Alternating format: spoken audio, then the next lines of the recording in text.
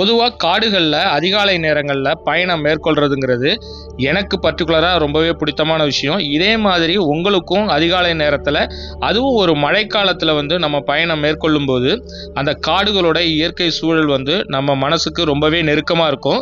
இதுக்கு விரும்பியே நான் அடிக்கடி காடுகளில் பயணம் மேற்கொள்வேன். பர்டிகுலராக சொல்லணும்னா பந்திப்பூர், முதுமலை, மசினகுடி இந்த பெல்ட்டில் போகும்பொழுது ஒரு பாசிட்டிவான வைப்ஸ் கிடைக்கும். அது மட்டும் இல்லாமல் நிறைய வைல்டு அனிமல்ஸையும் ஸ்பாட் பண்ணக்கூடிய வாய்ப்பு கிடைக்கும்.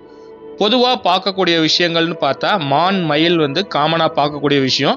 ஆனால் நான் ஏற்கனவே பல காணொலியில் சொன்ன மாதிரி இதை எவ்வளோ வாட்டி பார்த்தாலும் நமக்கு சலிக்காது. அப்படிங்கிற மாதிரி மிகவும் ஒரு பிடித்தமான விலங்குகள் பட்டியலில் எனக்கு மானும் மயிலும் முக்கியமான இடத்தை பெற்றிருக்கோம். அதுக்கு அடுத்தது பார்த்தீங்கன்னா யானைகளையும் அதிகப்படியாக பார்க்கக்கூடிய வாய்ப்பு இந்த பகுதிகளில் மிகவும் அதிகமாகவே இருக்குது. அதனால் உங்களுக்கு ஒரு வாய்ப்பு கிடைக்குதுன்னா நீங்கள் பர்டிகுலராக இந்த ஏரியாவில் பந்திப்பூர்லேயோ முதுமலையிலையோ போய் தங்குறீங்க அப்படின்னா அதிகாலை நேரத்திலேயோ இல்லை மாலை நேரத்திலேயோ ஒரு ரவுண்ட் அப்படியே நீங்கள் போயிட்டு வந்தீங்கன்னா நிறைய வைல்டு அனிமல்ஸை உங்களால் பார்க்க முடியும். பர்டிகுலராக சொல்லணும்னா யானைகளை பார்க்கக்கூடிய வாய்ப்பு மிகவும் அதிகமாகவே இருக்குது.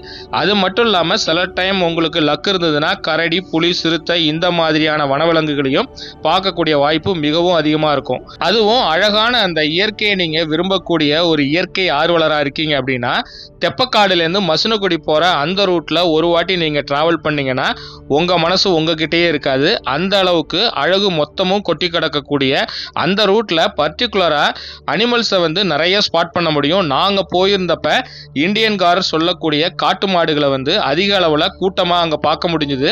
அதை பார்த்துட்டு கொஞ்சம் தூரம் நம்ம அப்படியே மாயார் ரோடு, சிங்காரா ரோடுன்னு 2 இடம் தான் பொதுவாக அனிமல் ஸ்பாட்டிங்க்கு ரொம்பவும் புகழ்பெற்ற இடம். இந்த காணொலியோட முழு தொகுப்பு ஜாலி ட்ரிப் யூடியூப் சேனல்லையும் இருக்குது.